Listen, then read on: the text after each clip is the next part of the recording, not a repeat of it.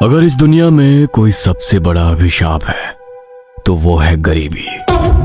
पैसे की कमी इंसान को बेबस बना देती है और बेबसी इंसान को मजबूर करती है एक ऐसे रास्ते पर उतरने के लिए जिसका अंत क्या होगा वो खुद भी नहीं जानता।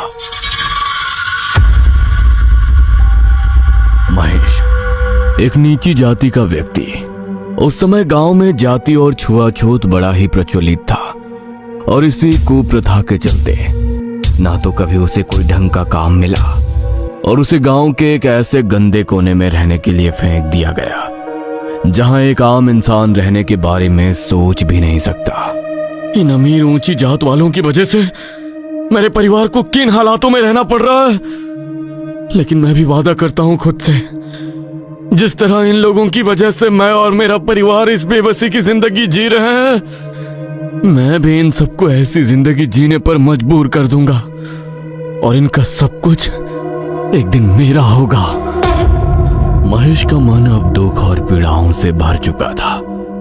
उसे अब बस चाहिए था अपना हक, जो उसे कभी नहीं मिला।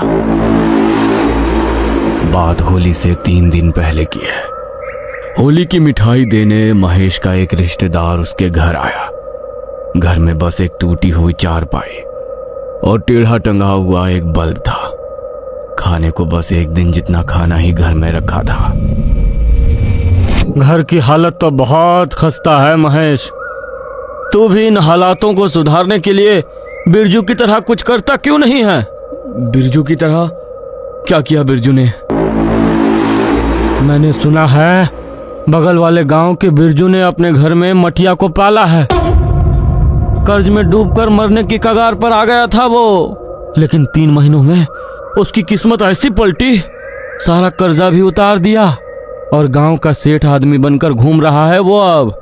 सुनने में तो यही आया है कि मटिया ने उसके दिन पलट दिए। अच्छा, कहाँ मिलता है ये, मुझे भी बता।